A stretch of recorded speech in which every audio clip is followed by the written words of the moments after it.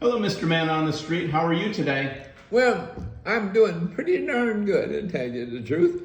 I was just as good as I was yesterday. All right. Well, I'm glad to hear that Yeah. because yesterday was a great day. Yeah. Well, hey, let me ask you a couple questions. Yeah.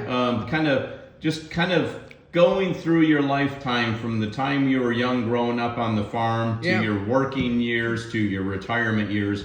You've probably seen a lot of different changes that have taken place in life, how life has kind of progressed from a little simpler life to more complicated today, even though a lot of conveniences are supposed to make life even simpler today. So I'm gonna throw a couple things your way. You tell me what you think about them and how you might have used them during your lifetime. Is that okay? Now, so many things have happened during my life. Yeah. 1931 to the end of the century and so on. So we didn't have electricity, okay? That was one of the things I was going to ask you was Yeah. about electricity growing up on the farm versus electricity today. Oh, the difference between night and day, I'll tell you, electricity was the most important invention that we ever came up with. We managed, but everything had to be coal and wood burning, and we didn't have refrigerators because there's no electricity, so we used cakes of ice. We had what they call an ice box. So you get this big chunk of ice, you stick it in the bottom of this insulated box, and that's where you kept your thing. Kept everything cool in there then. Yeah. And the other thing, we had big metal jugs that we kept like the milk in, okay? And that way in the water tank, which had this cold water with the windmill. The windmill, I don't know if you know about windmills. A windmill, it would keep the water, the pumping out of a well, okay? It just kept it going. Every time the wind came up, that pump would pump new cold water in it. And it had to keep the milk in these metal cans submerged in that tank, okay? So, and that's how we kept the milk cold. That's right. So you had your ice box to keep things cold for food. You kept your milk cold in the cold water in the container. So electricity, you're saying, is the biggest factor in life through your lifetime of changes. By far. Yeah. And everything changed with electricity. Especially coming into the homes and electrifying homes, absolutely. Yeah. Let me ask another one of the one of the more bigger changes in life is automobiles. Life has kind of gone from horse and buggies to automobiles, and now kind of getting to electric vehicles and driverless and cars where they just drive on their own. But you tell me, what do you think about automobiles and the progression over time? Here's the thing about, I'm going to call it transportation, okay? Oh, yeah, let's do transportation. We had buggies, horse-drawn buggies. The plow was pulled by a mule, okay? And everything was transported with horses or mules, okay? And so, but it was pretty doable because you load whatever in the wagon and you walk to wherever you want to sell it or process it and so on and so forth. So you sat up there on a seat, okay? And say, giddy up. And so there you know. Yeah. Instead of having a motor up there, you had this horse, okay? Yeah. So it was kind of doable as far as transportation, okay?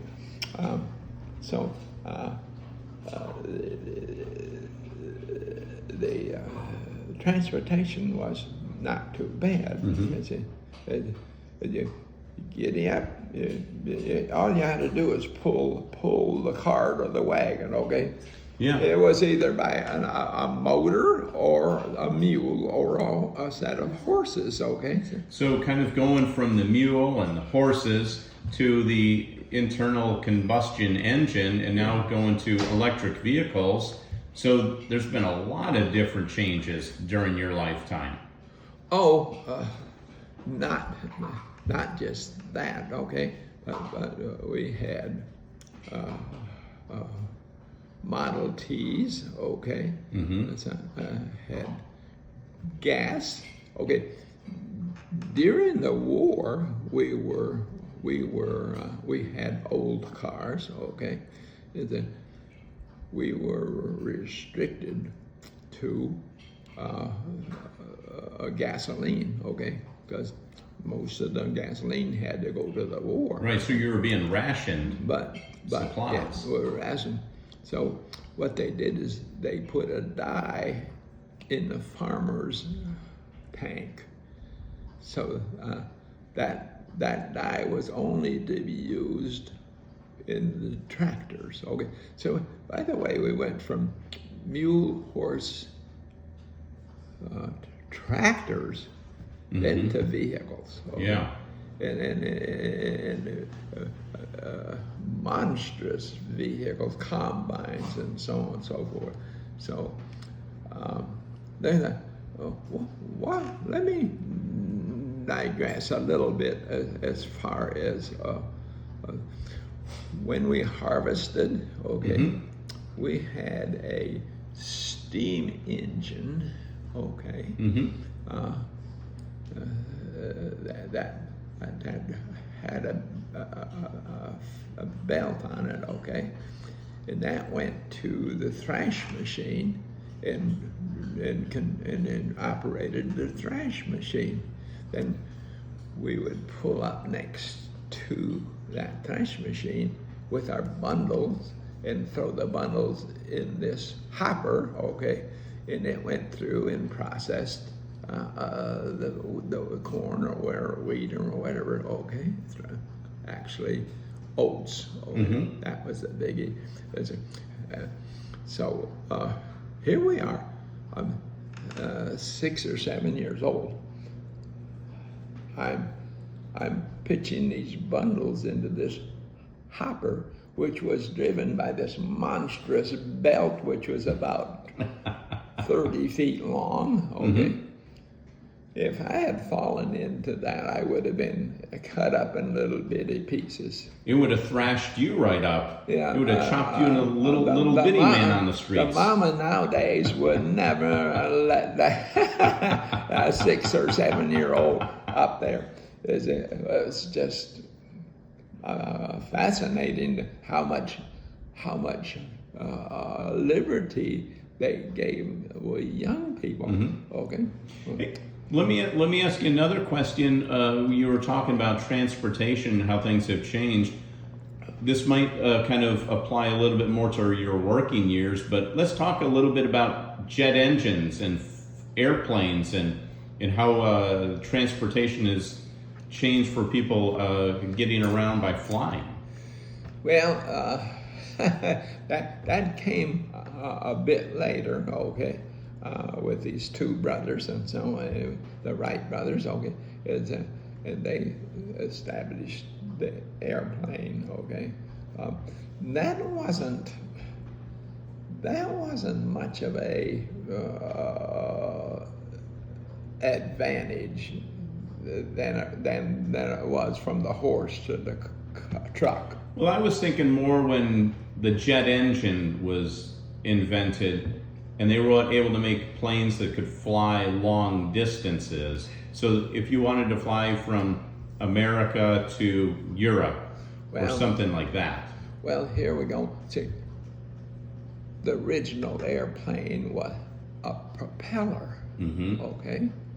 I said, well, it was very inefficient, okay, and noisy and very awkward, okay? So somebody came up with the idea that if you can ram some air into a turbine and get it spinning, then the air would just be sucked in there, and you would get an action from a reaction. Okay, so that's what that basic principle was on a jet engine. So every action there is a reaction. So that's how the jet engine works. Okay, That's right. And that allowed you to fly and see many different countries around the world. well, we could still do that, except you had to have a lot of fuel, okay, and the propellers, okay. So you had to have, you'd hopscotch you from land across the water to the land, and so on and so forth. With the jet engine, though, you could just fly directly from this spot to this spot. You didn't have to go from hopping from one, but and It opened the world up for people. we're about 100 miles an hour with the prop, but we're getting about 500-600 miles an hour with the jet engine. That's So right. We get that places was- faster. Yeah. Well, let me throw another topic your direction. Yeah.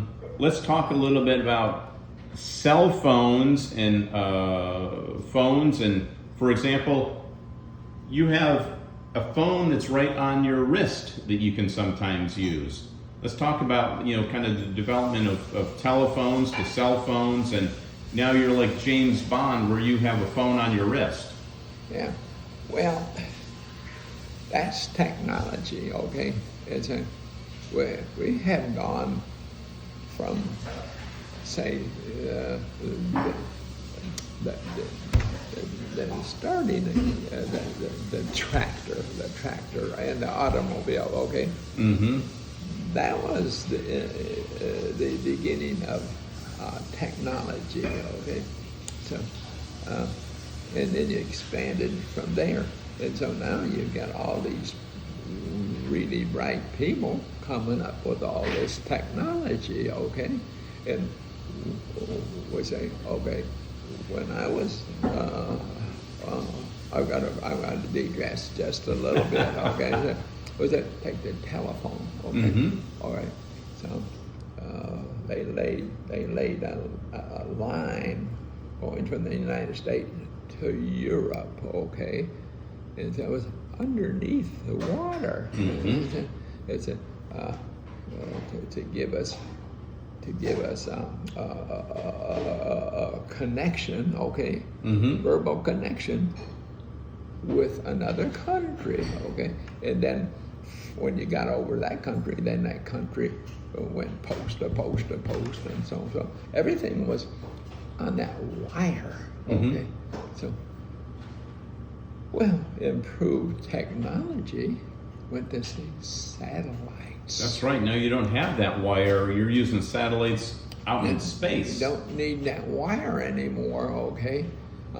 Because it kept getting damaged and was soaked, and so it was a big problem. So going from that wire to no wire, the satellite, okay, through the air, that was a big improvement there, okay. All right, I'm going to throw you a little bit of a curveball here on this next topic. Shoot it, and I'll see if I can handle it. All right. Now, you're usually stay up on a lot of different topics and a lot of different subjects. One of the current technology changes, which is kind of coming our way now that we're living in the present time, is AI, or artificial intelligence. And I believe that you're a big fan of AI and companies like, let's say, like a Palantir. But what can you tell us about AI? Well, I'm not sure I know too much about AI, except I do know this. There's nothing that it's not going to get their hooks into.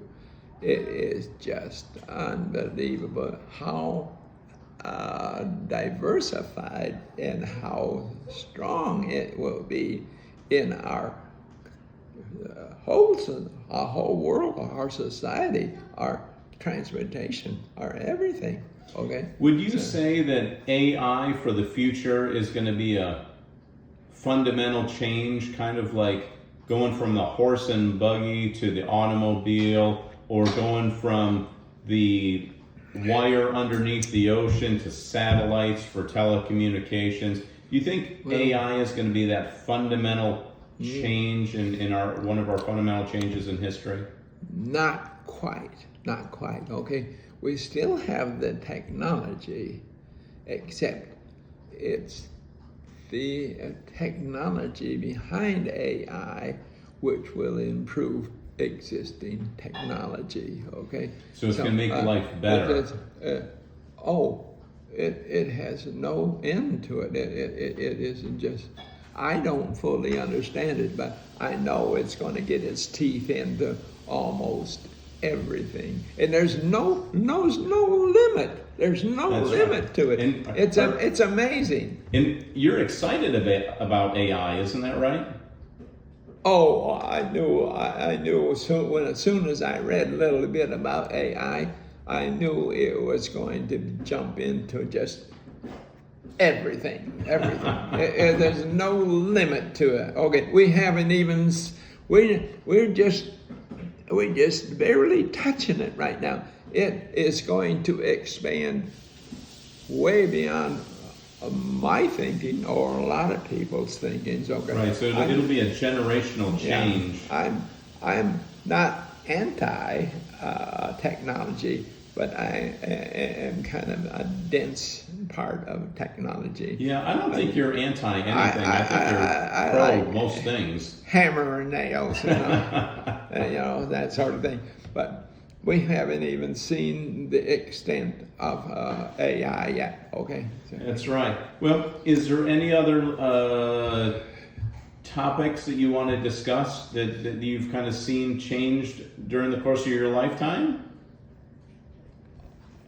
Oh, well, here's my stand on it. Okay, I'm not anti-tech, but I am a low-tech person. Okay, so technology is going way beyond my mental capability. Okay, so it's going to leave me in the dust. So, but I'm on my way out, so it doesn't bother me. So, but here's what I have to say about the younger people coming up. I say they better get hooked onto technology, because technology is going to, computers and all that, they're going to allow technology to expand. So you're going to have to be very well aware of technology, and don't let it pass you by, because it's going pretty fast. We've got new things coming up technology-wise. These people are just wizards at it, and they're just not going to let it slay. They're going to expand, and technology is going to increase. Mm-hmm. It's going to be hard to catch up with it. I think that's some fantastic advice, and I see the sun is starting to peek through that window, is starting to shine in your face. Yeah. But I think you're correct. I think that's some great advice to give to the next generation or the next couple of generations. Oh, they better hook on the technology, because Yep.